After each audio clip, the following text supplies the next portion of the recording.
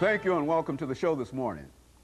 The topic this morning is Reconstruction and reunification of the South after the Civil War. And we're fortunate to have with us to talk about this very, very significant and important historical topic, Dr. RMitchell from Fisk University. And of course, Dr. Mitchell, let me welcome you to the show this morning. Thank you, Dr. Haney. It's a pleasure to be invited. And to tell you, Dr. Mitchell, how indeed happy we are to have you here.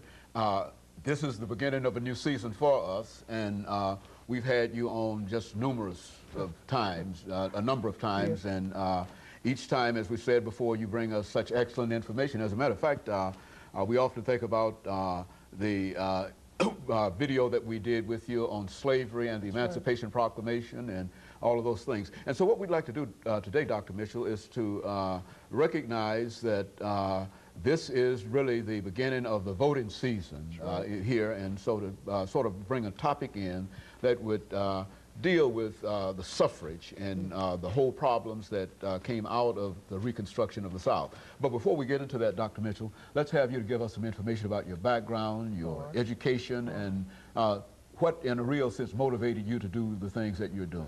Well, thank you, Dr. Haney. It's been wonderful over the last almost 30 years now.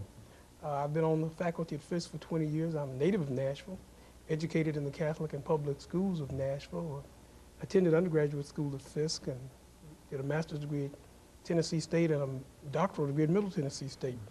But I guess this morning I'm going to rather surprise you. I was looking back over some notes, and 30 years ago this year in 1972, I was invited to Vanderbilt to hear a young professor who they had brought there named JHaney. Okay, that's a long time.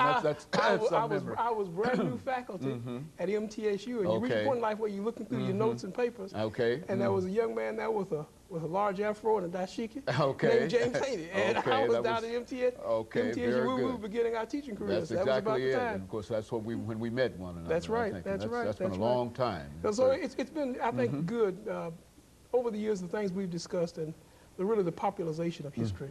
It's really made the teaching of where students come to college now with a great yearning and desire to know about our national past. Since September 11th, one year ago, or the year 2001, Americans have tried to find their place in the world. So it's still a thrilling profession discussing American history, and particularly African-American history. Okay, I'll tell you, Dr. Mitchell, let's talk about the period of Reconstruction, the period that followed immediately after the war. And I think you noticed that when we introduced the topic today, we said Reconstruction and reunification of the South after the Civil War, and et cetera. Let's talk about that, and let's have you to start talking about it by talking about what you consider to be the Reconstruction period in American history, and sort of bring our audience into what we're doing. The Reconstruction period is one of the most vital periods in the country's history. Generally, when history is taught, high school and college level, we teach it from exploration to 1865. We pick up with the war and Reconstruction. I tell people the Reconstruction period did for me as an African American what the end of the American Revolution did not do. It provided me with the vote. It provided me, it freed me. So it's what we call a watershed event in United States history. What we sometimes don't realize is that it was a great political struggle. So a political struggle between a North and a South that had been engaged in war for several years. But it was also a political struggle between a president and the Congress. Reconstruction was not easy. Reconstruction was not intended to be easy. Abraham Lincoln, who really did not believe the country could be divided by war, wanted to make the Reconstruction process quick. He wanted the country back in place. He couldn't deal with a disunited Union. But members of his own party, the Republican Party, who had fought that war, disagreed. They wanted to make Reconstruction of the South by Southerners virtually impossible. They wanted to collect emotion from a war effort. They wanted to punish the South. So as much as Reconstruction may be painted as reunion, before there could be reunion, there had to be a bit of disunion.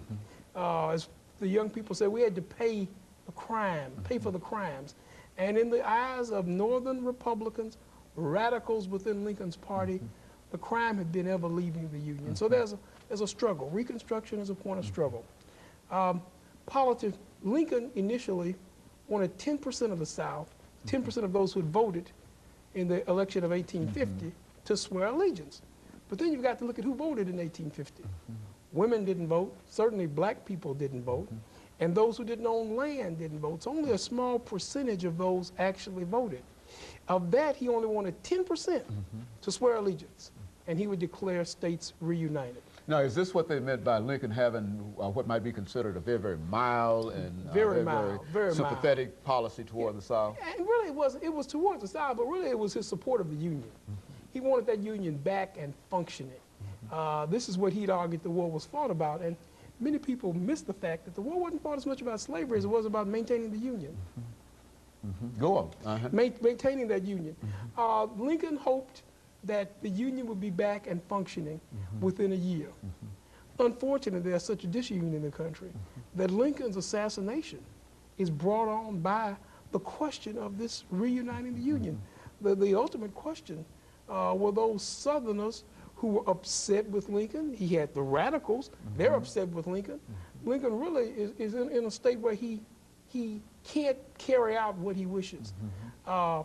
When his bill goes to the Congress, his Wade Davis bill that brought about Reconstruction, it doesn't go anyplace.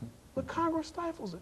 Then they bring forth a bill, and when that bill comes to Lincoln, the radical plan, he lets it lay on his desk and lets Congress go out of session. He exercises his pocket veto.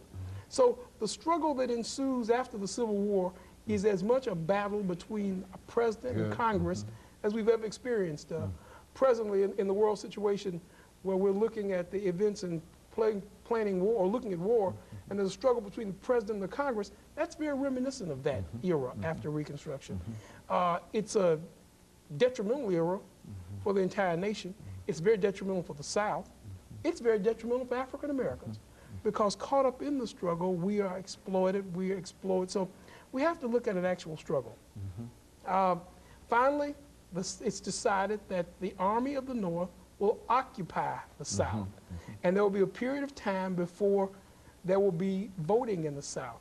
They decide, those who control the Congress decide, that they want the Southern states to swear they had always been loyal.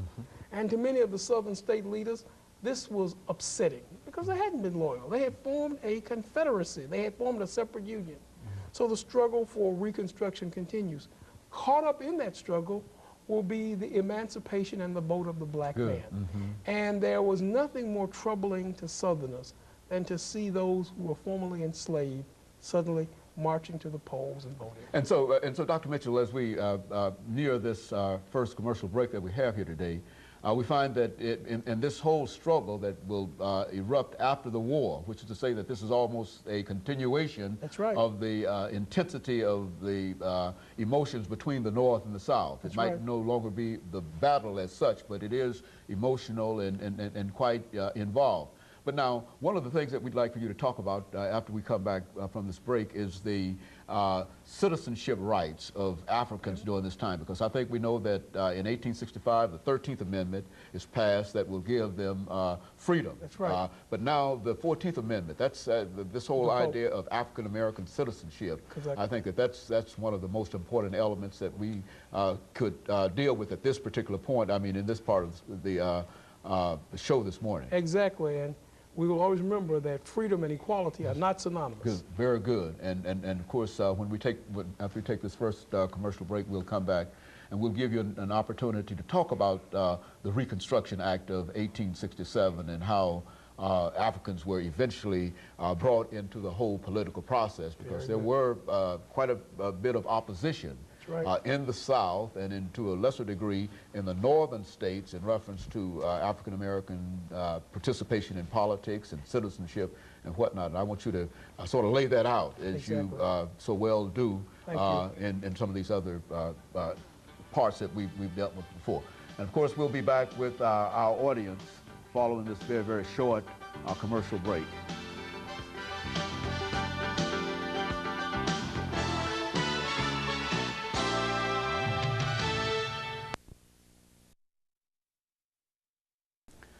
The topic